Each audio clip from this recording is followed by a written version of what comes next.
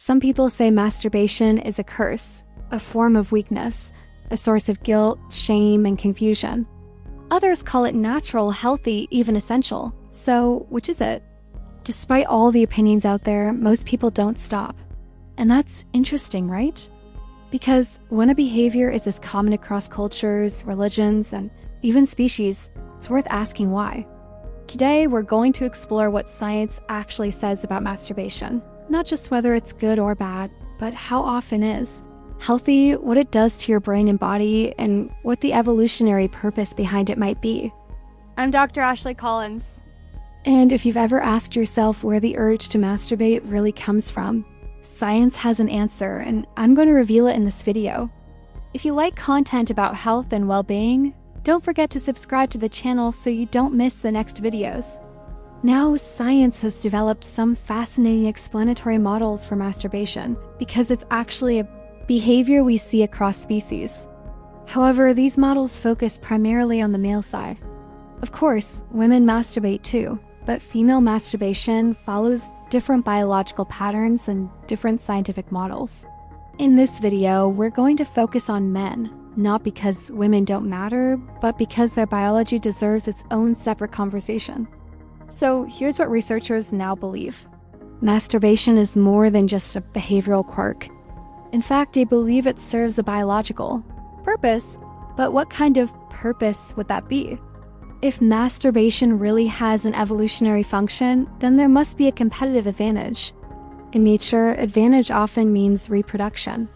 So the question is, could masturbation somehow improve a male's chances to pass on his genes? That's exactly what researchers now think.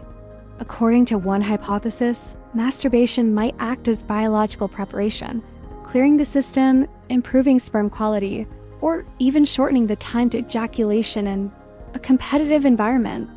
That might be the difference between reproductive success and no offspring at all. Another hypothesis suggests that masturbation without ejaculation prior to intercourse actually speeds up fertilization.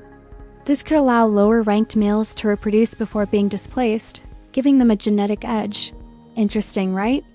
In the end, masturbation is seen across many species. But only one species knows the concept of sin and culture, the human species.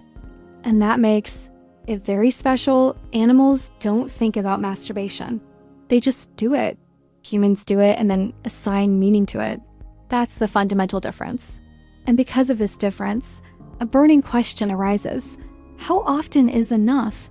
If this question strikes a chord with you and this video is helping you rethink something you've always felt conflicted about, then you might want to stick around. If you want more medical insight without moral judgment, you're in the right place. And if you like this kind of content, a share or a subscription is basically digital applause. Free for you, but incredibly helpful for me. It tells me you approve and it motivates me to keep making content like this. So, how often should you masturbate according to science? Let's take a closer look at the data and the variables that matter most. For that, we have to separate physical benefits from mental ones. Science has a pretty concise answer when it comes to prostate health. The number is 21. The health professionals follow up. Studies showed a 33% reduction in prostate cancer risk if you masturbate 21 or more times per month. That's almost 30,000 participants and over 222,000 years of follow-up. That's a powerful foundation for a simple truth.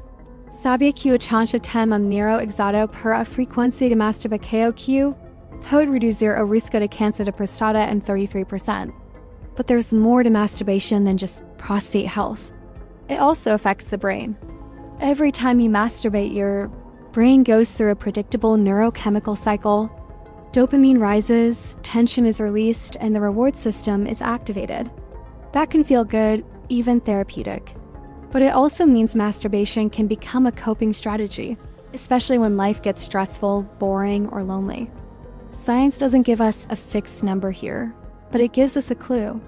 If masturbation becomes the main way you deal with emotions, you may be reinforcing a pattern that numbs instead of helps. That's not a moral judgment. It's a neurological observation. Your brain rewires based on what you repeat. If you masturbate occasionally, you're probably fine. If you masturbate excessively, not because of desire, but because of habit or escape, your brain will start to follow that path automatically. And here's where it gets tricky. Culture may say, don't, but the brain says it works. That's the conflict many men experience. They feel shame about something that's neurologically effective, which makes them do it more and hate themselves more. The result, guilt, secrecy, and confusion. Science can't solve that emotional conflict, but it can show you how the loop works and give you the tools to step out of it if you want to. So, is masturbation good or bad? Honestly, that's the wrong question because biology doesn't care about good or bad. It cares about function. And culture doesn't care about biology. It cares about meaning. As a man, you live in between those two worlds, between what your body wants and what your world tells you to want. That's not easy, but it's not a flaw either. It's actually a chance to know yourself more deeply, not by fighting your urges, but by understanding them. If this video helped you take one step in that direction, then it was worth it. Leave a comment below and tell me what you would do to improve your overall health. And please let me know where you are watching from. Your participation is very important to us. I'm Dr. Ashley Collins, and I'll catch you in the next one. Take care.